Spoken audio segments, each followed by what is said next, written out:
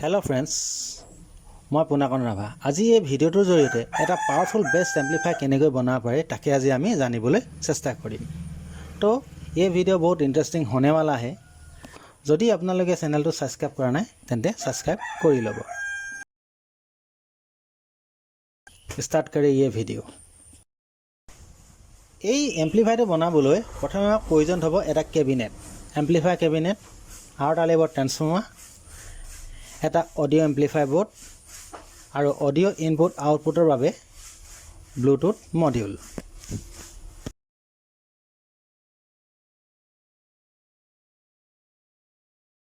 এইটো এম্প্লিফায়াৰৰ কেবিনেট।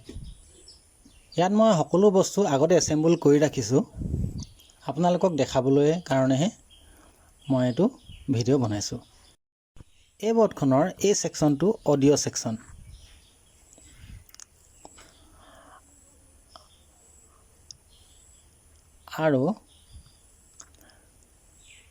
আৰু ইয়াত চাৰিটা মসফেট আছে। এই মসফেট কেইটা 300 ওয়াটৰ হয়। আপুনি বোৰ্ডখনত দেখিছে আপোনালোকে 1000 ওয়াট লিখা আছে, কিন্তু 1000 ওয়াটৰ এইখন বোৰ্ড নহয়।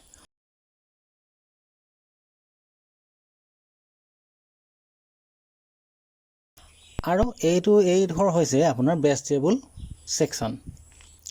ইয়াত আপোনালোকে যে ভলিউম, ট্ৰেবল, বেছ,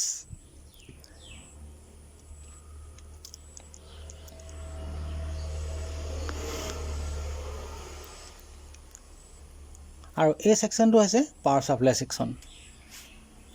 এই বৰ্ডখনত 30-30 ট্ৰান্সফৰ্মাৰ ব্যৱহাৰ হয়।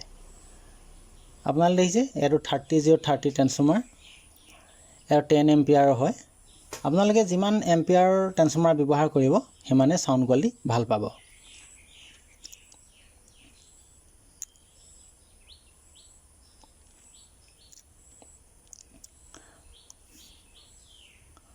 আৰু মই ইয়াত ব্যৱহাৰ কৰিছোঁ এখন ব্লুটুথ মডিউল অডিও ৰিসিভাৰৰ কাৰণে।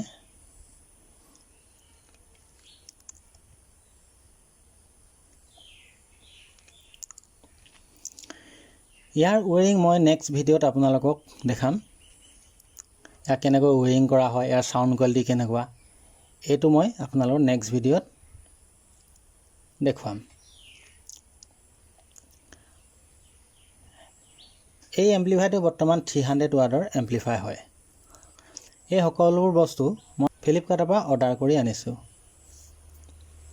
আপোনালোকে ইচ্ছা কৰিলে ফ্লিপকাৰ্টত এই সকলোবোৰ বস্তু আনি আপুনি নিজে এটা ডিজে সাউণ্ডৰ এম্প্লিফায়াৰ বনাই ল'ব পাৰিব। ধন্যবাদ।